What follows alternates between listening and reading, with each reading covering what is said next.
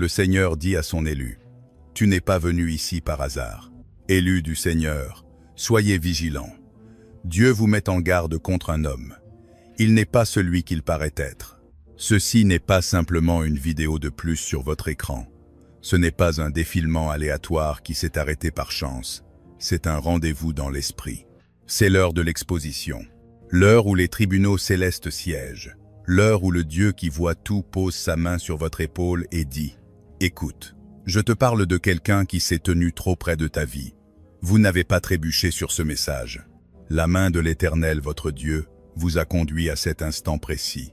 Lorsque vous avez cliqué sur cette vidéo, ce n'était pas seulement votre doigt, c'était sa providence. Il vous a attiré, doucement mais fermement, vers ce point de clarté et d'avertissement.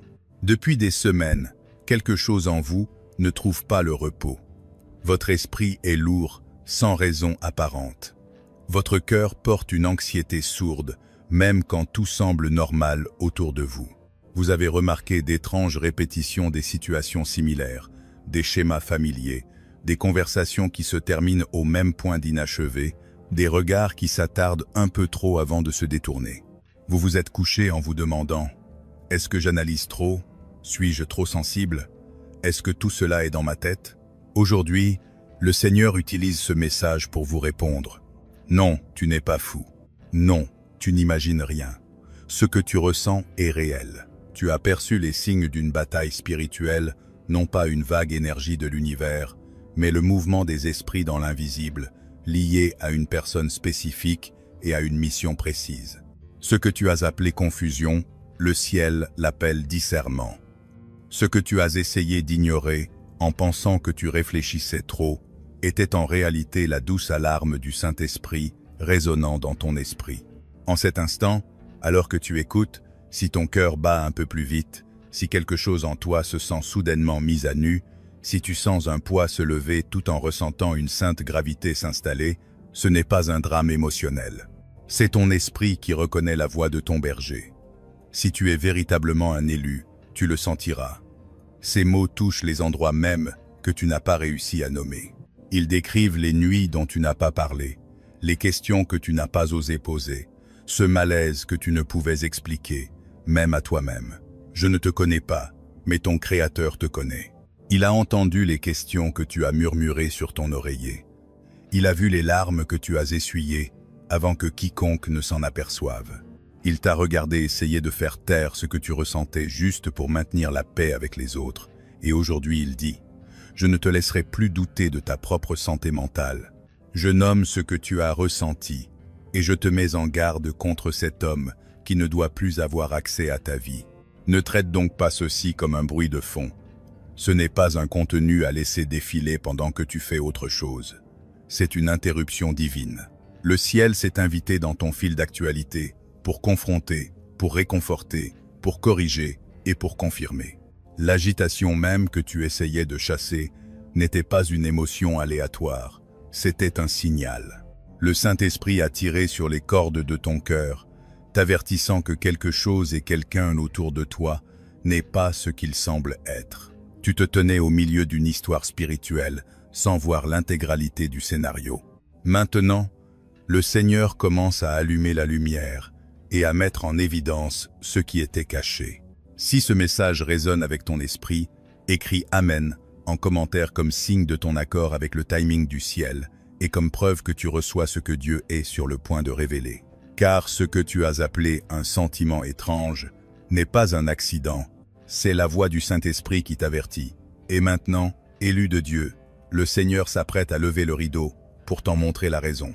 Et ainsi, si tu es honnête, tu le sais. Ton monde intérieur ne correspond pas à ce que les gens voient de l'extérieur. En surface, tu as continué à avancer, travaillant, servant, étant présent, souriant quand il le fallait. Mais au plus profond de toi, quelque chose n'allait pas. Ton sommeil a été léger et haché. Tu te réveilles la nuit avec un poids sur la poitrine que tu ne peux expliquer. Ton esprit tourne en rond, rejouant certaines conversations et certains moments qui ne te semblaient pas justes, bien que tu n'aies aucune preuve concrète. Le jour, tu accomplis tes routines, mais un brouillard silencieux plane sur ton cœur. Tu te sens lourd sans cause évidente. Tu entres dans certains espaces ou auprès de certaines personnes et ton esprit se crispe, alors que tous les autres semblent parfaitement à l'aise. Tu as aussi remarqué des schémas inhabituels, des situations similaires qui se répètent, le même type de conflit apparaissant sous différentes formes, des portes qui s'entr'ouvrent, puis se referment exactement de la même manière. Au fond de toi, tu sais que ce ne sont pas des coïncidences, mais tu as eu peur de faire confiance à cette intuition. Plus d'une fois, tu t'es retourné contre toi-même pour étouffer cela. Tu te disais « peut être que j'exagère, peut être que je suis dramatique, peut être que je suis juste trop sensible ». Tu as réprimandé ton propre cœur plus durement que Dieu ne l'a jamais fait, essayant d'enterrer ce que tu ressentais pour ne pas être un problème pour les autres. Mais entends ceci clairement, tu ne perds pas la tête et tu n'inventes pas de problème. Ce que tu as ressenti n'est pas une imagination débordante, c'est ton esprit qui percevait ce que tes yeux naturels ne pouvaient pas encore voir. L'Écriture dit « Le souffle de l'homme est une lampe de l'Éternel, il explore toutes les profondeurs de l'être. » Proverbe 20, 27. Cette lampe intérieure brûlait, et tu essayais de la recouvrir. Le monde te dira peu, être de blâmer les mauvaises ondes, les énergies négatives ou l'univers qui envoie des signes, mais il ne s'agit pas de forces impersonnelles. Il s'agit d'un Dieu personnel, d'un Saint-Esprit vivant, parlant à ton homme intérieur. Ce qui s'agitait en toi n'était pas une basse fréquence.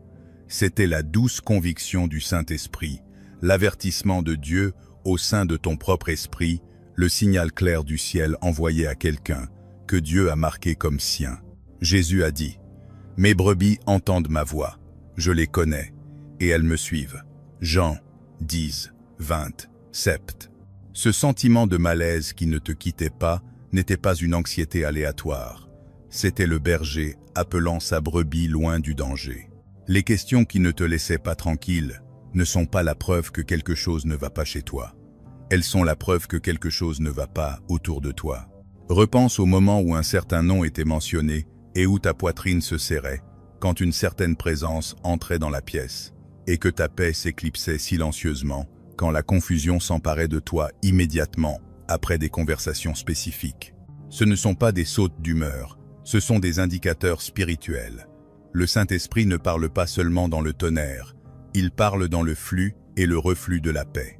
Que la paix de Christ règne dans vos cœurs, Colossiens 3,15, signifie que la paix est censée agir comme un arbitre sifflant la faute quand quelque chose ne va pas.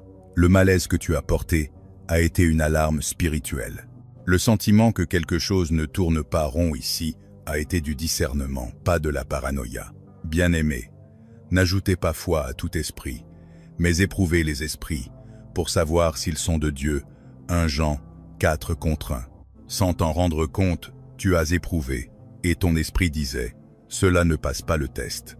Quand le Saint-Esprit t'avertit, ce n'est jamais sans cause. Il ne trouble pas ton repos juste pour te tourmenter. Si ton esprit a été agité, si ton discernement a été stimulé, c'est que quelque chose bougeait derrière le rideau, quelque chose que tes yeux naturels n'ont pas pleinement vu, mais que ton esprit a déjà détecté. Tu as ressenti les secousses d'une situation qui n'est pas aussi innocente qu'elle en a l'air. Et maintenant, le Seigneur ne se contente pas de confirmer que ton discernement était réel. Il commence à en révéler la source. Élu de Dieu, l'agitation en toi n'est ni aléatoire ni générale. Elle est liée à quelque chose de très spécifique dans ta vie. Ce n'est pas seulement une question d'atmosphère ou de saison. C'est lié à un homme qui s'est tenu très près de toi. Il y a un homme dont la présence s'est tissée dans ton histoire, parfois discrètement, parfois de très près. Il sait peu être présenté dans ta vie comme un confident, un leader, un mentor, un partenaire, ou même quelqu'un qui semblait être une protection pour toi. Aux yeux des autres, il paraît respectable, calme, responsable. Il sait prononcer les mots qu'il faut en public, se présenter comme quelqu'un de stable et digne de confiance. En surface, il peut paraître gracieux, gentil, voire spirituel. Si on interrogeait les gens à son sujet, ils diraient « c'est un homme bon, il est plein de bonnes intentions, il est solide ». Et pendant un temps, tu as voulu y croire aussi. Mais ton esprit a saisi ce que tes yeux ne voyaient pas totalement. Derrière le ton poli et le sourire étudié, il y avait une autre réalité. C'est un homme qui a appris à vivre avec deux visages, l'un pour les hommes, l'autre pour Dieu. Devant les autres, il peut dire tout ce qu'il faut, mais dans les lieux que personne ne voit, ses choix racontent une autre histoire. Il peut lever les mains pour adorer et utiliser ces mêmes mains pour manipuler, contrôler ou faire des compromis en secret.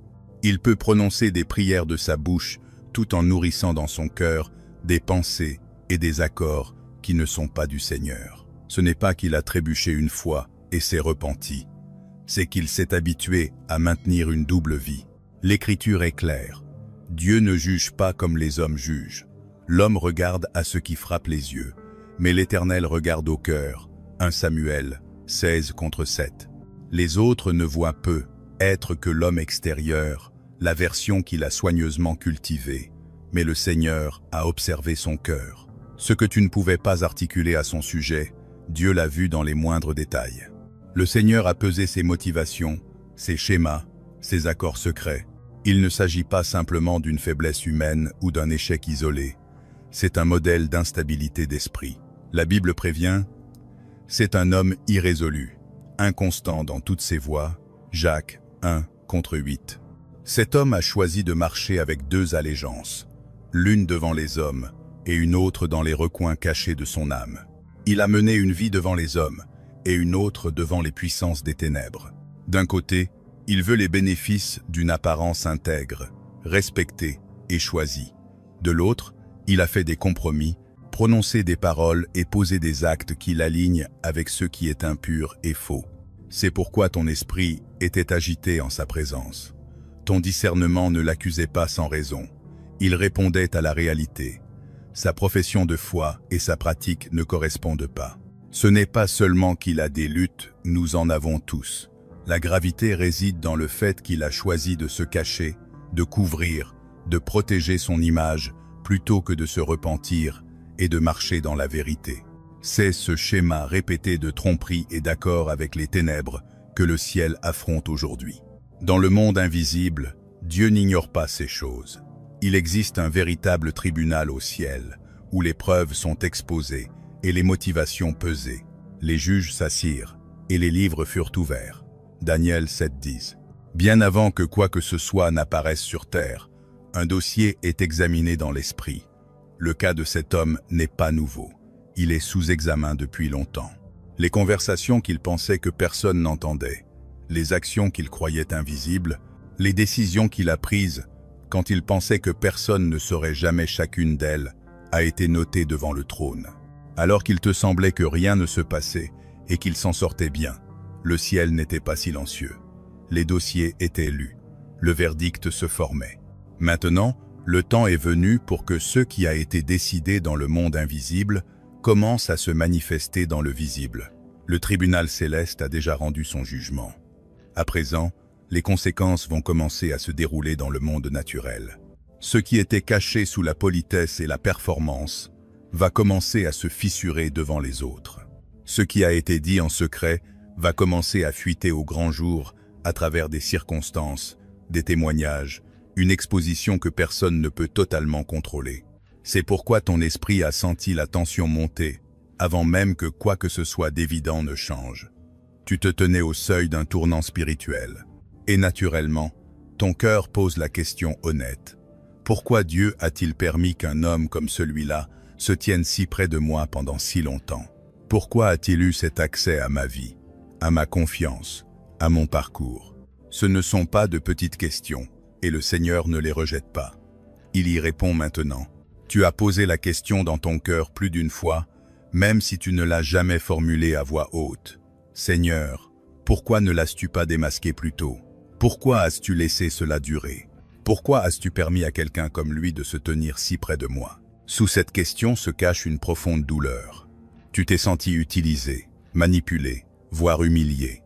Tu t'es demandé si tu avais été stupide de faire confiance, si tu avais d'une manière ou d'une autre invité cela par naïveté. Une partie de toi a été en colère contre toi-même, et si tu es honnête, une partie de toi a été discrètement en colère contre Dieu. Si tu voyais tout cela, pourquoi ne l'as-tu pas arrêté plus tôt? Le Seigneur n'est pas offensé par cette question. Il y répond maintenant. Dans l'histoire de Job, il y a eu une saison où il a souffert profondément sans comprendre pourquoi. Il y avait une conversation au ciel qu'il n'entendait pas, un processus qu'il ne voyait pas. Job était assis dans la cendre, confus et brisé, tandis que des réalités spirituelles se déroulaient hors de sa vue. Ce n'est que plus tard qu'il a commencé à comprendre qu'il se passait bien plus que sa seule douleur. De la même manière, tu as traversé une saison où tu as ressenti les coups sans voir la salle d'audience. Tandis que tu luttais contre la déception et la trahison, Dieu ne restait pas inactif. Il utilisait le temps pour accomplir plusieurs choses à la fois, des choses qu'une exposition rapide n'aurait jamais permises. Premièrement, il affinait ton cœur. Car tu nous as éprouvés, ô Dieu, tu nous as fait passer au creuset comme l'argent, Psaume 66 contre 10. À travers ce processus, il a fortifié ton discernement, t'apprenant à écouter sa paix, à faire confiance au témoignage intérieur du Saint-Esprit et à accorder plus de valeur à sa voix qu'aux opinions des hommes. Tu as appris à reconnaître la gentillesse contrefaite, à voir au-delà de la flatterie, à identifier le contrôle et à t'attacher plus fermement à Dieu qu'à n'importe quel appui humain. Deuxièmement, il permettait à ceux qui t'entourent de se révéler. Avec le temps, les gens montrent qui ils sont vraiment, qui défendra la vérité, qui restera neutre, qui protégera son image à tout prix. Le Seigneur a laissé le tableau complet émerger, afin que, lorsqu'il agira, il n'y ait aucune confusion sur la position de chaque cœur. Et troisièmement, dans les tribunaux célestes, les preuves s'accumulaient. Celui qui juge toute la terre, n'exercera-t-il pas la justice? Genèse 10, à 8, 25. Dieu est parfaitement juste. Il ne condamne pas sans témoin, et il n'agit pas à la légère dans le jugement. Il permet au libre arbitre humain de s'exprimer pleinement, non par indifférence, mais parce qu'il est juste. Chaque choix que cet homme a fait, chaque schéma répété de tromperie, chaque occasion de se repentir qu'il a refusé, tout cela a fait partie d'un dossier que le ciel a soigneusement tenu. En laissant le temps s'écouler, Dieu s'est assuré que lorsqu'il agira, il le fera sur un fondement de vérité indéniable. Ce que tu as ressenti comme un retard était, en fait, le Seigneur s'assurant que lorsqu'il expose, cela soit clair, justifié et irréversible. La réalité est que cet homme n'a pas seulement perturbé tes émotions, il a affecté ton appel. Sa présence a été un poids sur ton esprit, un joug que tu n'étais jamais censé porter. Sans que tu t'en rendes pleinement compte, il a ouvert des portes à la confusion spirituelle, à la manipulation, à des cycles de douleur qui se répétaient dans ta vie. Tu te retrouvais face au même type de bataille, au même retard, aux mêmes blocages étranges, et tu ne comprenais pas pourquoi tes progrès semblaient toujours stagner à un certain point. Derrière beaucoup de ces schémas se cachaient ses choix, ses accords, sa vie cachée. Il n'était pas juste quelqu'un à proximité, il était devenu un joug étranger sur le cou d'un élu. L'Écriture avertit: « Ne vous mettez pas avec les infidèles sous un joug étranger. » 2 Corinthiens 6,14. Et bien qu'il ait parlé comme un croyant, ses alliances secrètes racontaient une autre histoire. Être lié, même émotionnellement ou spirituellement, à quelqu'un qui marche dans le compromis secret, finira toujours par briser ton élan. C'est pourquoi le Seigneur le retire maintenant de ce lieu d'accès. Ce n'est pas parce que Dieu prend plaisir à le punir, ni parce qu'il veut satisfaire ton désir de vengeance. Dieu n'est pas mesquin. À moi la vengeance, à moi la rétribution, dit le Seigneur. Romains 12, 10 à 9. Ce retrait n'a pas pour but de nourrir ta colère, il a pour but de protéger ta destinée. Le Père est jaloux pour la pureté de l'appel sur ta vie. Il est zélé pour garder l'avenir qu'il a écrit pour toi, les missions, les relations, le ministère, l'influence qui dépendent de ta marche dans la clarté et la sainteté. Cet homme, s'il restait en place, continuerait à t'épuiser, à te distraire et à te détourner. Alors maintenant, dans sa miséricorde, Dieu coupe ce joug. Quand le Seigneur coupe quelqu'un d'un tel niveau de proximité dans ta vie, ce n'est jamais uniquement une soustraction. C'est toujours pour faire de la place à ce qui est meilleur, plus vrai et plus sain. Il émonde, non pour laisser la branche nue, mais pour qu'elle porte plus de fruits. Jean 15, contre 2. C'est ce qu'il fait en toi maintenant. Il ne se contente pas de retirer quelque chose. Il libère l'espace pour ceux qui ne pouvaient pas croître tant que cette mauvaise connexion demeurait. L'exposition qui a lieu maintenant ne sert pas seulement à montrer qui il est réellement. Elle sert à briser ce qui te retenait. Pendant longtemps, des chaînes invisibles ont été enroulées autour de ton esprit et de ton cœur. Des paroles prononcées sur toi, des dénigrements subtils, des phrases manipulatrices, des compliments tordus, des menaces déguisées en inquiétude se sont liées à ton identité. Tu as porté le poids d'accusations qui ne t'appartenaient pas, d'attentes qui ne venaient jamais de Dieu et d'une pression émotionnelle qui te donnait constamment l'impression de n'être pas assez ou trop. À travers son influence, des malédictions ont été prononcées, des accords ont été conclus dans des moments de faiblesse et tes émotions ont été manipulées comme des fils. Tu ne les as peut-être pas appelées des chaînes, mais c'est ce qu'elles étaient, une lourdeur, un brouillard, un doute constant de toi-même. Quand Dieu amène quelque chose à la lumière, c'est parce qu'il a l'intention d'en briser le pouvoir. Vous connaîtrez la vérité, et la vérité vous affranchira. Jean 8,32. La vérité révélée sur cet homme et sur ce qui s'est réellement passé autour de toi n'est pas destinée à t'écraser. Elle est destinée à couper ces cordes invisibles. À mesure que le Seigneur expose la manipulation, le sortilège commence à perdre son emprise. À mesure qu'il dévoile les mensonges, le pouvoir que ces mensonges avaient sur tes émotions est tranché. Les portes qui avaient été discrètement ouvertes aux ténèbres par des liens d'âme impies, par l'acceptation de condamnation, par la tolérance de ce que Dieu ne t'a jamais demandé de tolérer, sont maintenant refermées par sa miséricorde. Dans l'esprit, cette exposition est une épée, et elle est en train de te libérer.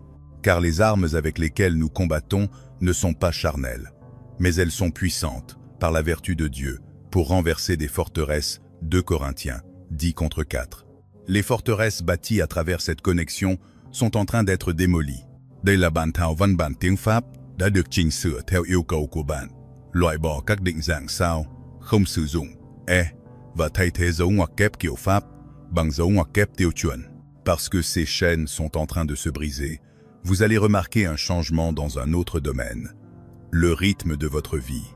Il y a eu tant de délais des opportunités qui semblaient s'ouvrir pour se refermer aussitôt, des portes prêtes à céder qui se sont évaporées, des projets qui n'ont jamais vraiment décollé, des relations et des missions qui restaient bloquées au même point.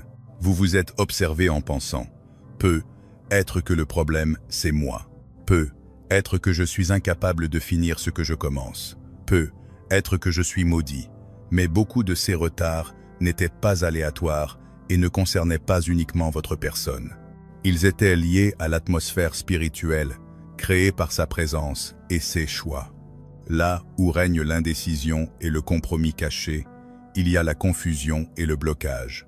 Car Dieu n'est pas un Dieu de confusion, mais de paix. 1 Corinthiens 14-33.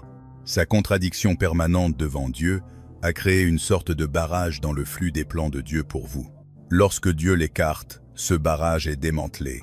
Imaginez une rivière obstruée par des rochers et des débris. L'eau a toujours été là, pressante, en attente, mais quelque chose entravait son cours. Une fois l'obstruction retirée, la rivière n'a pas besoin d'être convaincue de couler. Elle se déplace simplement de nouveau avec liberté. C'est ce qui est sur le point de se produire dans votre voyage. L'appel, les idées, les portes ouvertes, les connexions divines, beaucoup d'entre eux attendaient de l'autre côté de cet obstacle.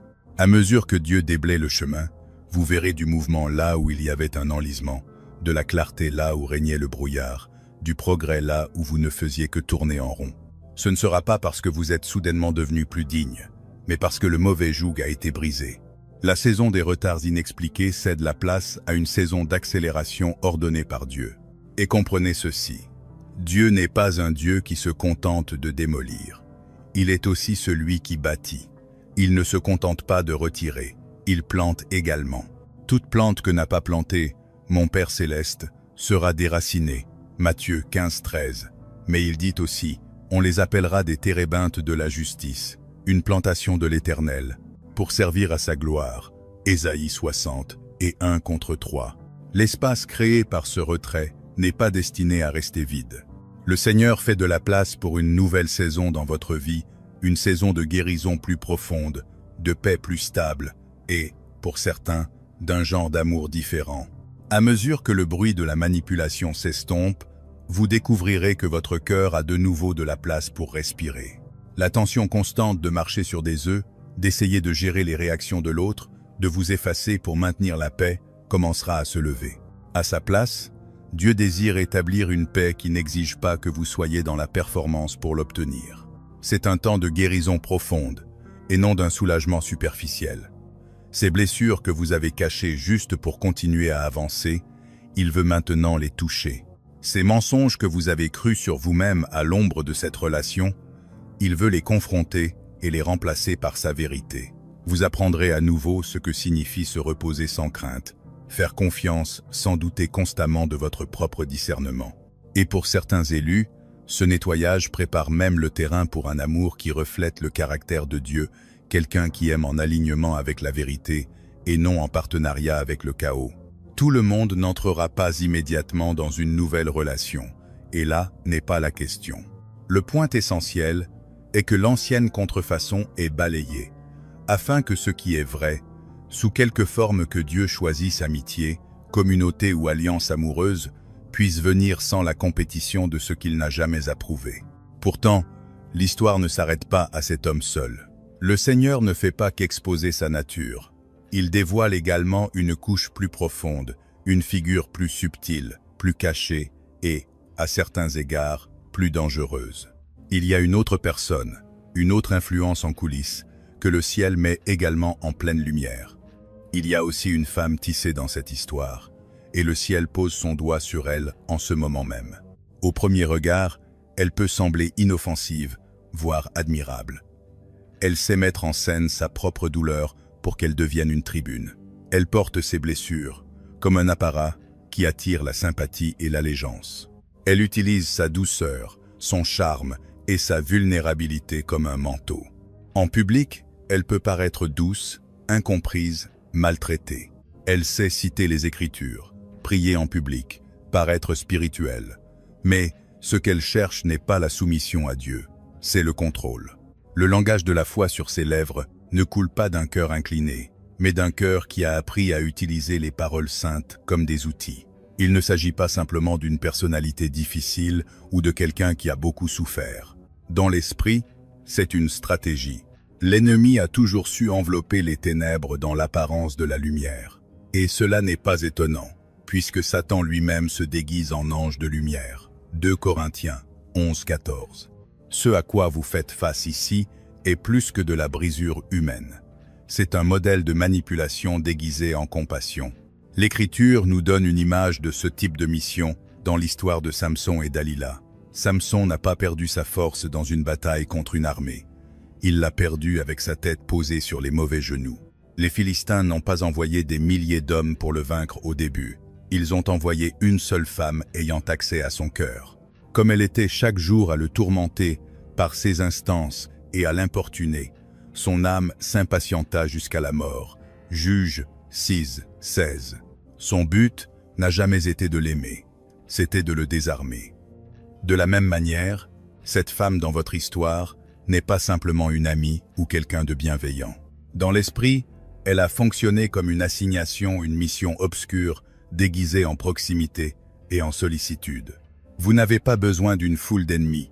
Quand une seule personne dotée d'un accès suffisant peut drainer votre force, obscurcir votre jugement et détourner votre destinée. Observez comment elle opère. Elle sait pleurer en public, se présenter comme l'incomprise, la victime, celle qui a tant souffert. Les larmes ne sont pas mauvaises en soi, mais entre ses mains, elles deviennent une performance, un moyen de rallier des soutiens et de se protéger de toute responsabilité. Derrière les portes closes, cependant, son langage change. En secret, elle peut maudire, calomnier et prononcer des paroles de mort sur les autres. Elle sait tirer les ficelles avec l'argent, les faveurs, le levier émotionnel.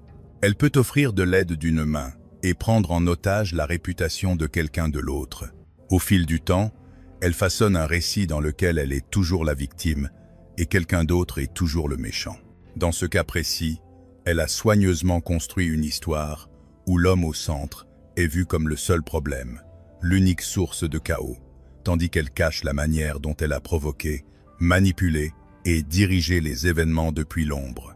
Son mode opératoire consiste à préparer la scène pour que, lorsque tout s'effondre, tous les regards se tournent dans une seule direction. Elle sème des commentaires subtils, des demi-vérités et des versions épurées de conversations, jusqu'à ce que la perception des gens corresponde à son scénario. Ce qui ressemble à de la loyauté est souvent du contrôle. Ce qui semble être un soutien est un piège. Les paroles du rapporteur sont comme des friandises. Elles descendent jusqu'au fond des entrailles. Proverbe 10-8 contre 8. Elle fait commerce de ces friandises, distillant des informations sélectives aux bonnes oreilles, au bon moment, pour préserver son image et sacrifier celle d'un autre. C'est pourquoi le ciel n'appelle pas cela un simple trait de caractère, mais un stratagème. Il y a une intention derrière tout cela. Mais on ne se moque pas de Dieu, et il n'est pas aveugle. Malheur à ceux qui appellent le mal bien et le bien mal, qui changent les ténèbres en lumière et la lumière en ténèbres. Ésaïe 5, 20. Dieu ne permettra pas que son nom ou sa parole soient utilisés éternellement comme des accessoires de manipulation. Il vient un moment où il dit « Assez ». C'est le moment que vous vivez actuellement. La même lumière qui expose le compromis caché de cet homme se déplace également sur la façade soigneusement construite de cette femme. Ce qui a été protégé par l'apparence sera touché par la vérité. Ce qui a été couvert par des récits sélectifs sera confronté par le Dieu qui voit l'image entière. Le Seigneur dépouille les déguisements dans cette situation, non pour satisfaire les commérages, mais pour défendre ce qui est saint et libérer ceux qui ont été pris dans la toile. Il montre clairement que l'on ne peut utiliser son langage pour bâtir son propre royaume, ni ses écritures pour protéger ses manigances. Dans les jours à venir, les masques glisseront, les alliances changeront, et le récit dont on vous a nourri sera défié par la réalité que le ciel a vue depuis le début. Et au milieu de toute cette complexité, un homme exposé, une femme démasquée, des batailles spirituelles se jouant à travers des relations humaines. La question devient très personnelle pour vous. Où vous situez-vous dans tout cela? Quel est le rôle de l'élu dans cette heure de mise à nu? Dans tout ceci, vous devez comprendre, vous n'êtes pas un spectateur. Dieu ne vous a pas amené dans ce moment pour que vous restiez dans les tribunes à regarder un drame spirituel se dérouler. Vous n'êtes pas un figurant dans l'histoire de quelqu'un d'autre. Vous faites partie de la réponse du ciel. Dans l'esprit, vous êtes une sentinelle sur la muraille, un intercesseur et un porteur de lumière pendant que les masques tombent. Sur tes murs, Jérusalem, j'ai placé des gardes. Ils ne se tairont jamais, ni le jour ni la nuit. Ésaïe 62, contre 6. Une sentinelle ne dort pas quand l'atmosphère change. Elle est attentive et elle prie. C'est à cela que Dieu vous appelle en cette heure, non à la panique, ni au ragot, mais à la vigilance et à l'intercession. C'est pourquoi tant de choses que vous avez ressenties ne peuvent être balayées comme de simples fruits de votre imagination. Pensez à ces petits détails qui vous ont troublé. La façon dont certains regards se détournaient soudainement quand vous entriez dans la pièce. Les conversations qui s'arrêtaient en plein milieu à votre approche, cet étrange silence qui suivait vos questions, cette lourdeur qui s'installait dans un espace où, quelques instants plus tôt, vous vous sentiez bien. Ce ne sont pas des détails insignifiants. Votre esprit captait ce que les paroles des gens tentaient de dissimuler. Le Seigneur vous dit, « Tu n'imagines pas ces choses. Tu entres dans une zone de combat spirituel. Ce que tu ressens est réel. » Vous portiez une culpabilité subtile, comme si vous étiez injuste ou prompte au jugement simplement pour avoir remarqué ces choses. Aujourd'hui, Dieu lève ce poids. Il affirme que le discernement qu'il a placé en vous fonctionne comme il le doit. L'homme spirituel, au contraire, juge de tout 1 Corinthiens 2,15. Vous n'avez pas tort de ressentir ce que les autres prétendent ne pas exister. L'ennemi aimerait que vous doutiez de votre discernement, que vous vous fassiez douter de vous-même jusqu'à appeler les ténèbres lumière et la confusion paix. Mais le Saint-Esprit vous conduit vers la clarté afin que vous puissiez tenir ferme. À mesure que la vérité remonte à la surface, il y aura de la résistance. Ne soyez pas surpris par les contre-coups. Certains se battront pour protéger l'ancien récit. Il pourra y avoir de la calomnie, des déformations, des campagnes de chuchotement et des pressions pour que vous choisissiez un camp. Des lignes de fracture se formeront et des gens essaieront de vous attirer dans des factions humaines.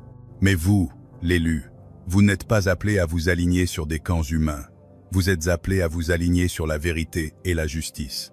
On t'a fait connaître, ô homme, ce qui est bien, c'est que tu pratiques la justice, que tu aimes la miséricorde et que tu marches humblement avec ton Dieu. Michée 6:8.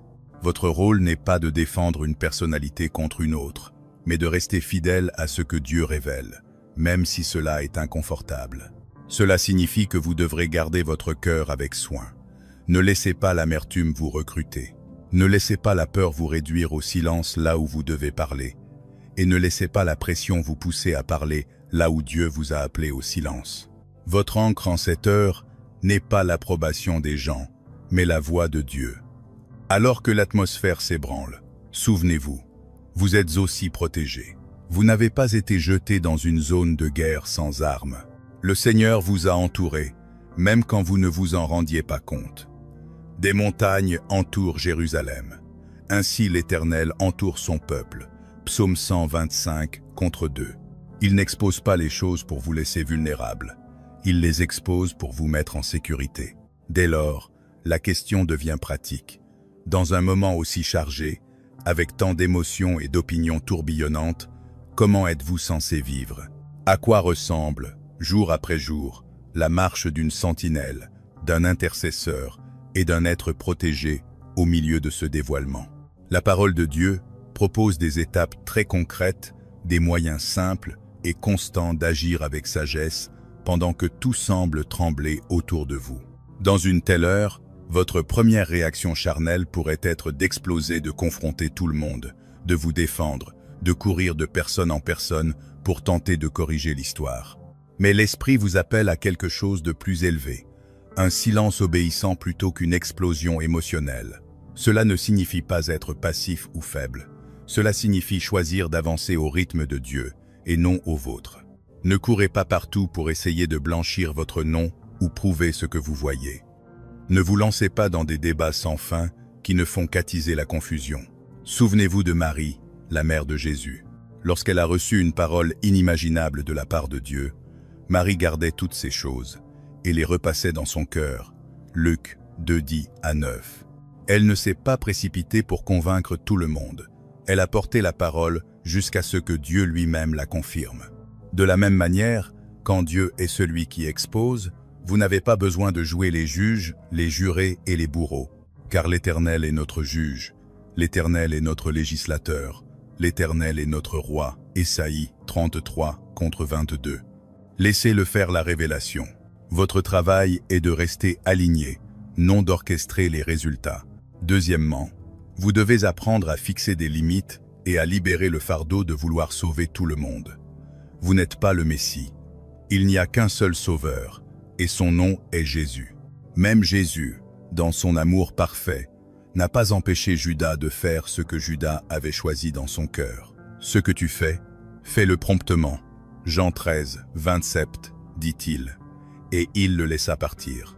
Ce n'est pas de la cruauté, c'est le respect du libre arbitre et la confiance dans le plan du Père. Dans votre situation, cela signifie que vous avez le droit de prendre du recul. Vous n'avez pas à vous jeter devant le train des conséquences de quelqu'un d'autre. Vous n'avez pas à porter la cape du Sauveur chaque fois que quelqu'un refuse de se repentir. Lorsque vous portez des responsabilités que Dieu ne vous a jamais données, vous glissez dans l'attachement malsain et la codépendance. Le Seigneur protège votre cœur de cela. Il vous invite à déposer ce rôle de faux sauveur et à le laisser être Dieu, afin que vous puissiez être qui vous êtes réellement, son enfant, son serviteur, son élu. Troisièmement, c'est le moment de sanctifier votre environnement et vos connexions. Il y a autour de vous des choses qui tirent sans cesse votre âme vers le chaos dont Dieu essaie de vous délivrer d'anciens messages, des photos, des cadeaux, des listes de lecture, des habitudes et même des conversations en cours qui maintiennent en vie l'ancienne atmosphère. Vous n'avez pas besoin de tout détruire de façon spectaculaire ou de mettre en scène votre détachement. L'obéissance tranquille est puissante. Parcourez vos espaces avec le Saint-Esprit, votre téléphone, votre chambre, vos réseaux sociaux, vos routines. Demandez, Seigneur, est-ce que cela a encore sa place dans ma vie? Puis retirez ce qu'il vous indique. Dans l'esprit, vous fermez des portes qui étaient restées entr'ouvertes pour que l'ennemi puisse revenir. Ne donnez pas accès au diable. Éphésiens 4:27. En nettoyant, vous ne faites pas que désencombrer vos émotions. Vous faites de la place pour que le Saint-Esprit se déplace librement en vous et autour de vous. Quatrièmement, commencez à écrire et à discerner. Cette saison a été intense, et lorsque la poussière commencera à retomber, votre mémoire pourrait brouiller les détails, ou l'ennemi pourrait tenter de les réécrire. Prenez le temps de noter ce que vous avez remarqué. Les événements clés, les changements d'atmosphère, les confirmations reçues dans la prière ou par la parole, les moments où votre esprit a été agité. Vous ne tenez pas un journal pour l'obsession, vous construisez un témoignage.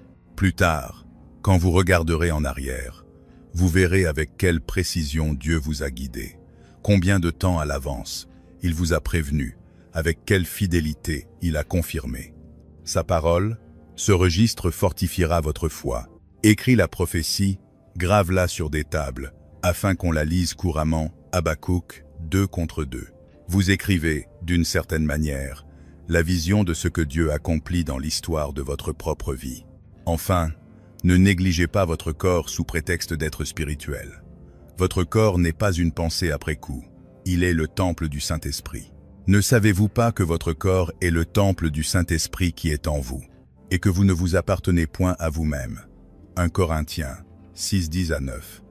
Les saisons de combat spirituel et de stress émotionnel pèsent physiquement. Vous pouvez vous sentir vidé, tendu, épuisé. Une partie de votre coopération avec Dieu en cette heure consiste à le laisser vous restaurer esprit, âme et corps. Reposez-vous, mangez une nourriture saine. Sortez et laissez la lumière toucher votre visage. Allez marcher, respirez profondément. Ces gestes simples ne sont pas dénués de spiritualité. Ce sont des actes de gestion responsable du vaisseau dans lequel Dieu habite. À mesure que votre système nerveux s'apaise, vos oreilles intérieures l'entendront plus clairement. Un corps las et surmené rend le discernement plus difficile. Un corps soigné offre à votre esprit une plateforme plus stable pour écouter et obéir. Ce ne sont pas des étapes spectaculaires, mais elles sont puissantes.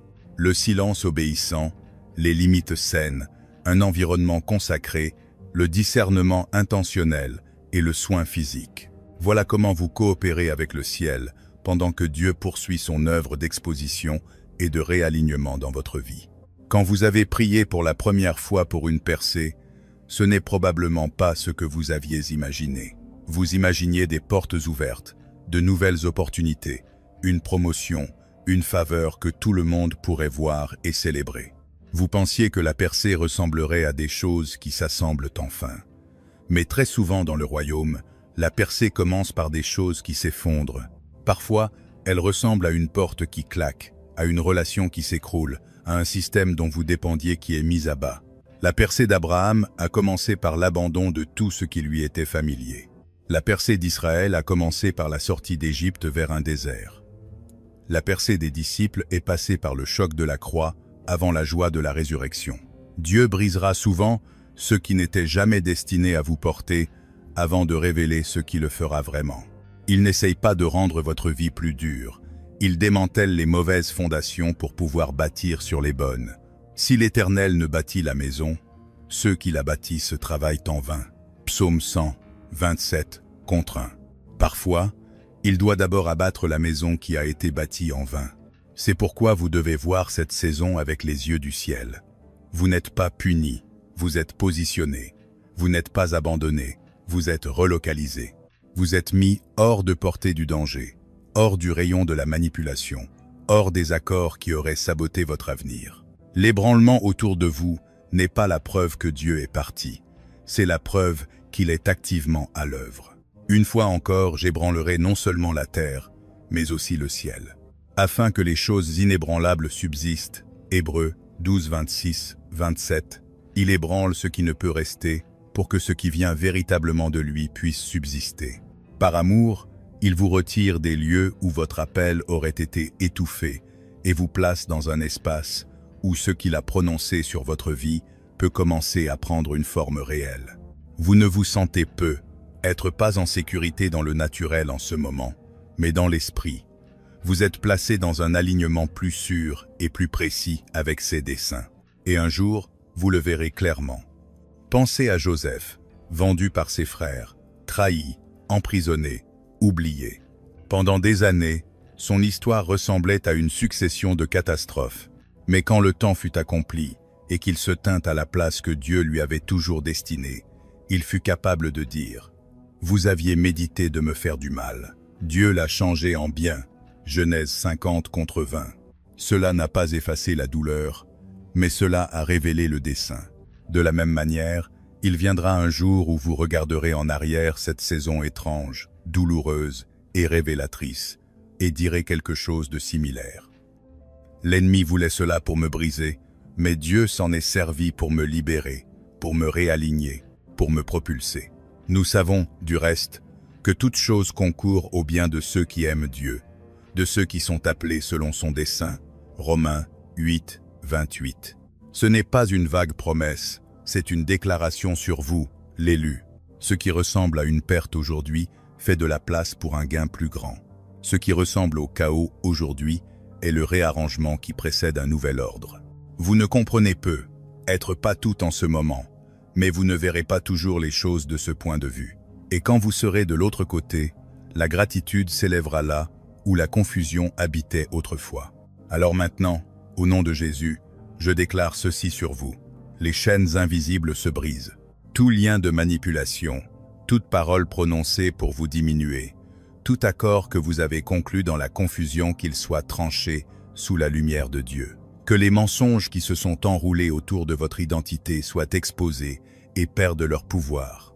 Que chaque stratagème caché, chaque influence de contrôle silencieuse, chaque alliance impure soit mise au jour et jugée par le Seigneur.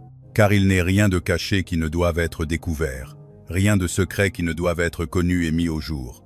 Luc 8, 10-7. Sous le regard du Tout-Puissant, le pouvoir du contrôle ne peut tenir. Sous le sang de Jésus, l'emprise de la peur ne peut subsister. Sous la vérité de la parole de Dieu, chaque déception qui vous retenait perd son emprise dès maintenant. Entendez ceci clairement. Vous êtes un élu. Vous n'êtes pas un accident, ni une réflexion après coup, ni un dommage collatéral dans le jeu de quelqu'un d'autre. Vous êtes aimé, couvert et revendiqué par le Seigneur. Vous êtes délivré et non rejeté. Vous n'êtes pas une victime de jeu de pouvoir spirituel. Vous êtes un fils ou une fille du Dieu très haut, escorté hors d'un champ de bataille qui n'était pas le vôtre pour y mourir. Vous, au contraire, vous êtes une race élue, un sacerdoce royal, une nation sainte, un peuple acquis, un Pierre, 2 contre 9. Voilà qui vous êtes. Le ciel ne vous voit pas comme faible et insensé. Le ciel vous voit comme précieux et digne d'être secouru. Vous avez été pris dans une toile, mais vous n'êtes pas la toile. Vous avez été touché par les ténèbres, mais vous n'appartenez pas aux ténèbres. Vous appartenez à la lumière. Maintenant, le Seigneur vous invite à répondre, non par la panique, ni par l'effort charnel, mais par la confiance et l'obéissance. Choisissez de croire ce qu'il révèle, même si une partie de vous veut encore l'expliquer autrement. Choisissez d'abandonner votre propre besoin de contrôler les résultats et laissez-le être celui qui écrit les chapitres suivants. Là où vous devez vous repentir pour avoir toléré ce dont il vous a appelé à sortir, pour avoir accepté des mensonges sur vous-même, pour avoir nourri l'amertume, apportez-le devant lui. Là où vous devez relâcher des personnes, des souvenirs, des attentes, déposez-les à ses pieds. Là où vous devez pardonner, demandez. Sa force pour le faire, non pour excuser ce qui a été fait, mais pour décrocher votre âme de cela. Priez simplement. Seigneur, je suis en accord avec ta lumière. Je sors de la confusion. Je reçois ta liberté. Conduis-moi et je te suivrai. Et que cela soit scellé sur votre cœur. Ce n'est pas une tempête envoyée pour vous détruire. C'est un sauvetage envoyé pour vous délivrer. Cela peut paraître bruyant et sembler sauvage, mais c'est la main de Dieu qui vous retire, vous repositionne et vous prépare pour la suite. Ce n'est pas la fin de votre histoire, c'est le dégagement du chemin. Il m'a mis au large, il m'a sauvé, parce qu'il m'aime. Psaume 10, à 8, 10, à 9. C'est ce qu'il fait pour vous maintenant. Ceci n'est pas une tempête destructrice. C'est le secours du Seigneur pour vous, et cela commence dès maintenant.